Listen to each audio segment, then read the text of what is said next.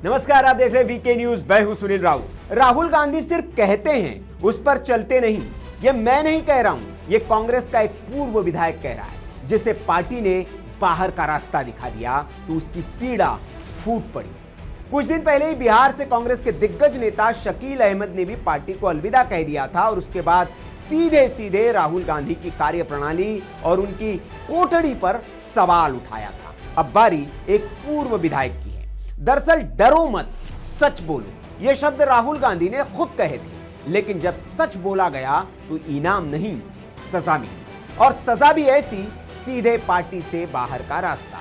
यह आरोप किसी विरोधी दल के नहीं है, यह दर्द है कांग्रेस के अपने ही नेता का, पूर्व विधायक मोहम्मद मुकीम का।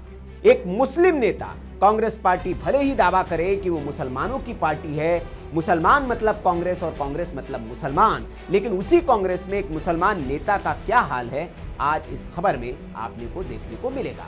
एक ऐसा नेता जो खुद को कांग्रेस का आजीवन कार्यकर्ता अपने आप को बताता है और आज वही कह रहा है कि कांग्रेस में सच बोलने की कोई जगह नहीं बची है। मोहम्मद मुकीम का कसूर सिर्फ इतना था कि उन्होंने पार्टी नेतृत्व को आईना दिखाने की कोशिश की। उन्होंने सवाल उठाया कि कांग्रेस राज्यों में लोगों से क्यों नहीं जुड़ पा रही, चुनाव क्यों नहीं जीत पा रही है और क्यों पार्टी लगातार सिकुड़ती जा रही है। मुकीम ने जब आलाकमान से मिलने की कोशिश की तो दरवाजे बंद मिले, दरवाजों पर बार बार दस्तक दी गई। 3 साल तक विपक्ष के नेता राहुल गांधी से मिलने की वो कोशिश करते रहे, लेकिन मुलाकात नहीं हो पाई। और जब ऊपर से कोई सुनने को तैयार नहीं हुआ तो मुकीम ने चिट्ठी लिख दी। किसे? सीधे सोनिया गांधी को। एक चिट्ठी जिसमें जमीनी हकीकत थी, पार्टी और कार्यकर्ताओं के बीच बढ़ती दूरी थी और कांग्रेस की हार की वजहें थी। लेकिन यही चिट्ठी मुकीम के लिए सबसे बड़ा अपराध बन गई। जब यह पत्र मीडिया में आया और सवाल पूछे गए तो मुकीम ने वही किया जो राहुल गांधी कहते हैं, सच बोला। लेकिन सच बोलने का अंजाम क्या हुआ? मोहम्मद मुकीम को तुरंत पार्टी से बाहर का रास्ता दिखा दिया गया। एएनआई से बातचीत में मुकीम कहते हैं, मुझे पता चला कि मुझे पार्टी से निकाल दिया गया है। मैंने बहुत सोच समझकर सही कदम उठाया था। हम इतनी बड़ी पार्टी है, फिर भी राज्यों में लोगों से जुड़ नहीं पा रहे, हम जीत नहीं पा रहे, कांग्रेस घटती जा रही है। मुकीम का दर्द यही खत्म नहीं होता।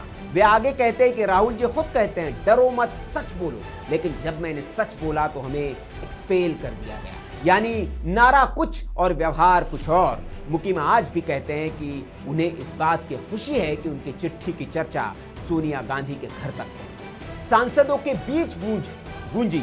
उन्हें उम्मीद है कि शायद अब कांग्रेस में सुधार की शुरुआत हो, लेकिन सवाल बड़ा है, अगर सच बोलने वालों को एक एक करके बाहर किया जाए तो पार्टी बचेगी कैसे?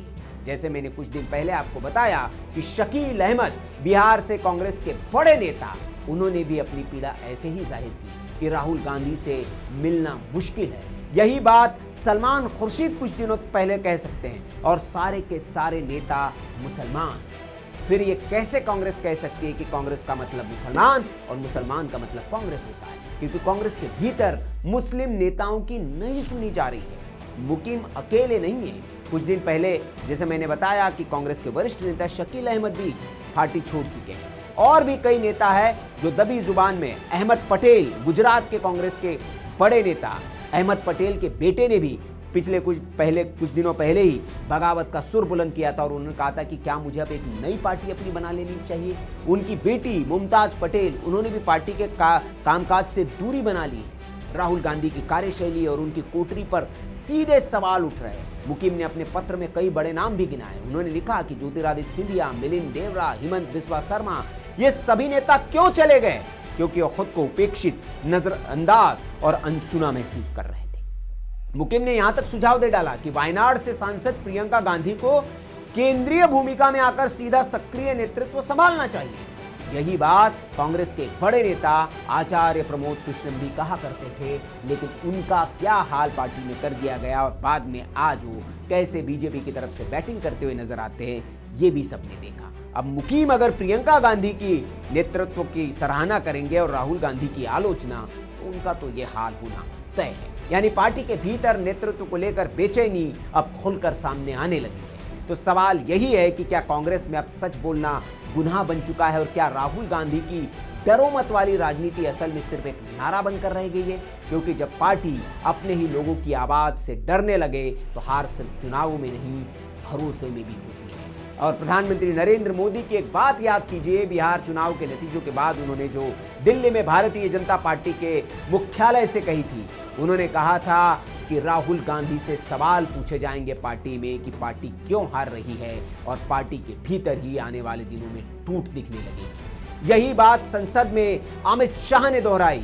उन्होंने कहा कि आप एक दिन आपके पार्टी के कार्यकर्ता आपसे पूछेंगे कि बार बार चुनाव दर चुनाव आप क्यों हार रहे हैं, और आपको जवाब देना पड़ेगा।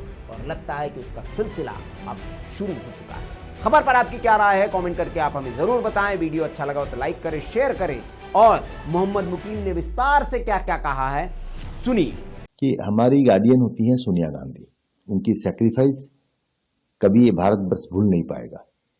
राजीव गांधी की हत्या के बाद उन्होंने जिस तरह कांग्रेस का कमान संभाला, कांग्रेस को लड़ाई करके फिर सरकार में लाए, यूपीए गवर्नमेंट बना हमारा।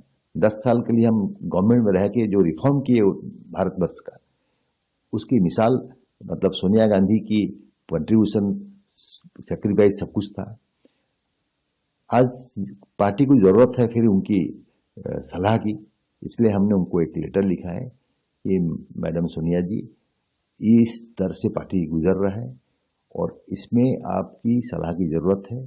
नए लीडरशिप को सामने लाना जरूरत है।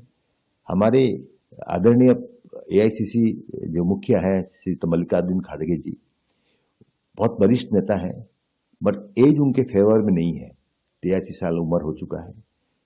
विरोधी दल अपोजिशन की पार्टी के मुखिया के हिसाब से जो दौड़ भाग, जो मेहनत करना चाहिए, जो लोगों को कनेक्ट करना चाहिए, वो पॉसिबल नहीं है उनमें।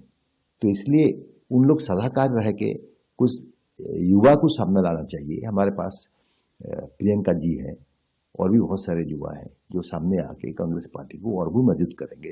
राहुल जी सीएलपी लीडर हैं, वो अपना रोल प्ले कर रहे हैं और कोई एक प्रेसिडेंट बन के अपना रोल प्ले करेगा। ये मेरा अपना जाति एक कांग्रेस का सच्चा वर्कर के हिसाब से सोनिया जी को अपील है। हम सोच रहे हैं कि इसके ऊपर सोनिया जी और सीडब्ल्यूसी मेंबर जरूर इसको गुरुत्व देंगे, इसके ऊपर इसको डिस्कशन करेंगे और इसमें बदलाव लाएंगे। उड़ीसा के कंटेस्ट में हम लोग 6 बार इलेक्शन हार चुके हैं और वोट परसेंटेज अभी 13% आ गई है। पार्टी तीसरे नंबर पे आ गई है। उड़ीसा को भी रिबिल्ड करने के होने से आप उड़ीसा में जो भी पीसीसी प्रेसिडेंट बन रहे हैं उसमें कोई ये नहीं है, हाईकमांड का सिलेक्शन है। लेकिन अभी जो लीडरशिप है, ये लीडरशिप पैन उड़ीसा फिगर नहीं है। पूरे उड़ीसा में सब तरफ सब कोने में इनका आग्रह नहीं है। सो एक छोटा सा टीम बनाकर जो नेचुरल लीडर्स हैं डिफरेंट कॉर्नर्स में, उनको साथ लेके एआईसीसी अगर खुद कंट्रोल में अगर करना चाहेंगे तो उड़ीसा रिबिल्ड हो पाएगा। तो मुश्किल है करना, क्योंकि एक छोटा सा नुआपड़ा बाई इलेक्शन एक अलार्मिंग सिचुएशन है कि हमारी वोट गए बार जो हमारा जो कैंडिडेट खड़ा हुआ था इस बार हारा है। उस बार वो 11,000 वोट में हारा था सेकंड पोजीशन में है कि, और इस बार सेकंड पोजीशन में रहा लेकिन 83,000 वोट से हारा है। तो ये बहुत कंसर्न है। इसलिए मैंने सोनिया जी को लेटर लिखा है। इसमें एक साधारण कर्मी के हिसाब से, जिसके ग्रैंडफादर फ्रीडम फाइटर थे, हमारे भैया कांग्रेस पार्टी के काम करते ही जान तोड़े हैं। हम इस पार्टी को यहाँ पे कटक एक एंटी कांग्रेस सीट था, सरकार में भी कटक में कांग्रेस के एमएलए बन नहीं पा रहे थे। हमने मेहनत करके यहाँ पे कांग्रेस को खड़ा किया। इस बार भी कांग्रेस की एमएलए यहाँ से जीती हुई है सोफिया। तो मेहनत करना, मार्क्सिस्ट से जुड़ना, लोगों से कनेक्ट करना, लोगों के इशू को लेकर लड़ाई करना, ये अगर ठीक से होगा तब कांग्रेस पार्टी फिर से वापस आएगी। यही मेरा सलाह था।